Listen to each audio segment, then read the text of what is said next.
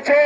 এখানে ছাত্র দল উপস্থিতি আছে, স্বেচ্ছাসেবক দল আছে, শ্রমিক দল আছে, কৃষক দল আছে, মহিলাদের ছিল এবং ম্যাক্সিমাম এলাকার সাধারণ ভোটার।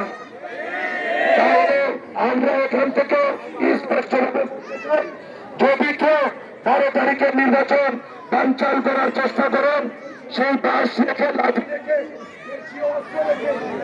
আপনারা পার পাবেন না। কিন্তু যেদিন থেকে প্রতিহত করবে সেই দিন থেকে কিন্তু চোখে ধুলার অন্ধকার দেখবেন শুধু। তাহলে হুঁশিয়ারি দিয়ে বলতে চাই, 12 তারিখের জন্য কোন প্রকার বিশৃঙ্খলার প্ল্যান করবেন না। যদি কোন প্রকার বিশৃঙ্খলার চেষ্টা করেন, আমরা জাতীয়তাবাদী পরিবার তার থানা জবাব দিয়ে দেবে ইনশাআল্লাহ।